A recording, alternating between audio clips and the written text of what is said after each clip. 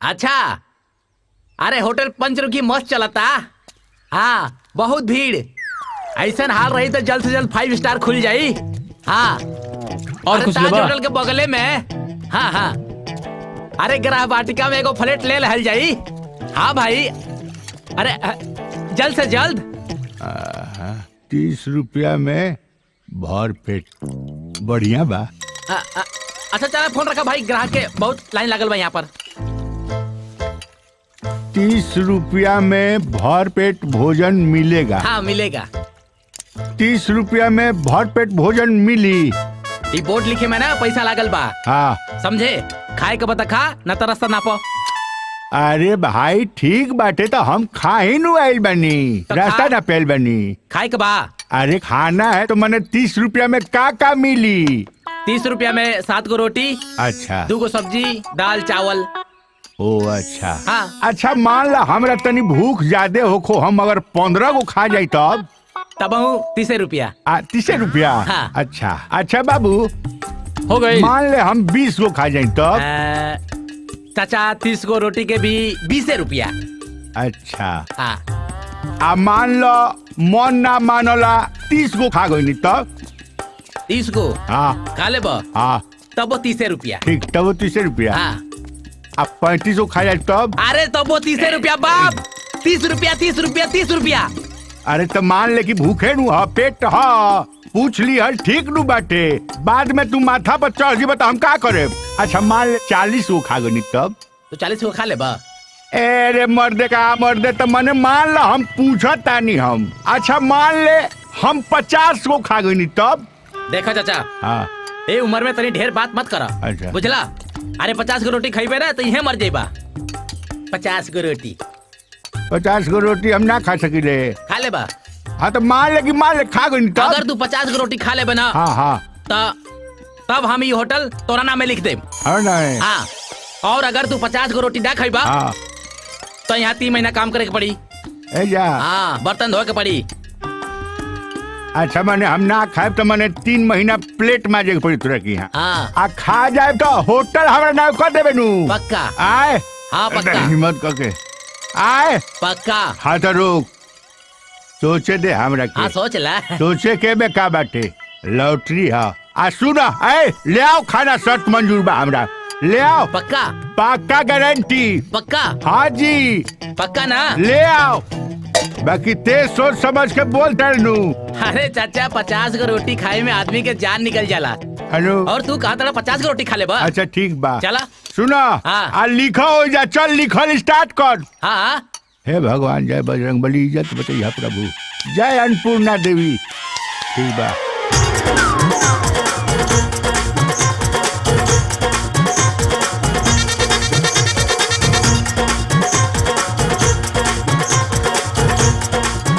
Hello, ताकत का बड़ा रोटियां ले आओ।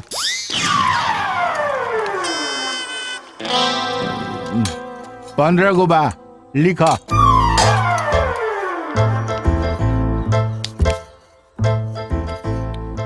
है सुन ना, बड़ा गर्मी बा, पंखा उखा नहीं खा लगौले?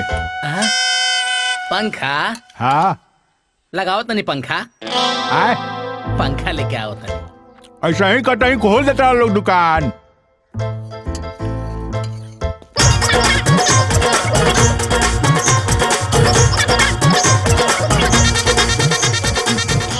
हेलो। अरे आँख नहीं खे, देखत नहीं खा, ले आओ ना रोटिया, ले आओ। कितना दिन से भुखाइल बड़ा? अच्छा जो रोटी ले आओ। हे दे हेलो। हाँ। सब्जी ले आओ, भुजू ले आओ, रख। आ सुन। हाँ। सुन, हमार 2 गो बात याद रखिए, कुछ वो लिखवावे के लिखवा देते नु, लेकिन 2 गो बात हमारी याद रखिए, ताकत कम आ गुस्सा ज्यादा तो ई लक्षण पिटाए के, आमद कम आ खर्चा ज्यादा ई लक्षण बिलाए के, बुझे नु? जो होने अपन देख। पंच मत करो, चुपचाप खावा। आ जा ना अपन काम कर, जा होने जा लिख। बदमा कहीं के कुछ वो लिखवा दी है। तो हमरा एक आदमी कही तो ठीक है बा।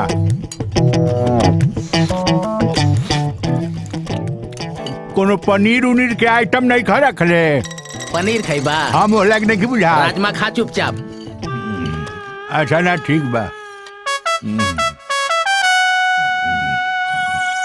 हेलो तनी लघु शंका क के आओ तनी। ना ना ना ना ना ना आय एक के बैठका में खाए के बा। मने ना ज्यादा पेशाब बिल्कुल ना। करे ना। हाँ।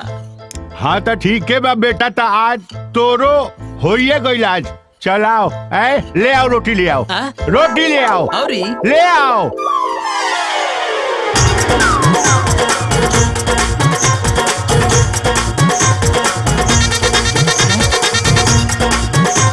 सब्जी सब्जी ले आओ सब्जी। हाँ? रोटी देखो।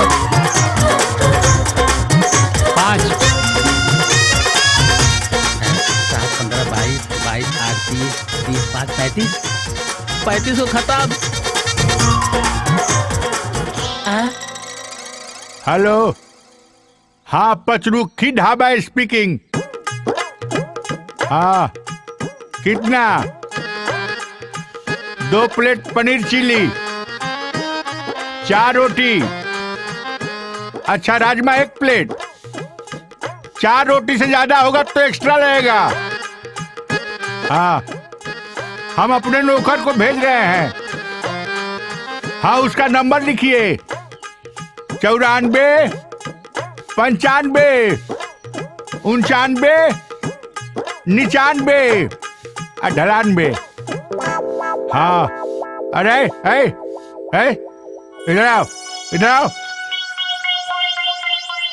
कहा मालिक? करे 53 घंटा तुम 53 घंटा तुम खाली लंच बंद करता है। सुन रहे जाकर सामान जाके पहुंचाओ जाके, समझा ना? जाओ करो जल्दी साफ करो जाओ। अरे कहाँ मर्दावा मुंह जाता रहा है? आओ रोटी ले आओ। रोटी? हाँ सुन सब्जी ले आओ, भुजिया ले आओ। सब्जी वब्जी सब खत्म बा। आए हाँ खत्म हो गई? खत्म। तो कुछ लिखे सलाद उलाद होई? हाँ तो ले आओ ले आओ। मरचा प्याज मरचा बा मरचा बा बस। आई हाँ। अरे लोहा चा बाजाए लोहा, जब इज्जत पर बात आ जाला नु तो कुछो कर सकिले। एहू पर घिस जाए हम। आओ ना। खा गई 10 गो और 45 हो गई। अब ना बची। कहले अलियो के ना बैठाओ तो झूठ मूठ के।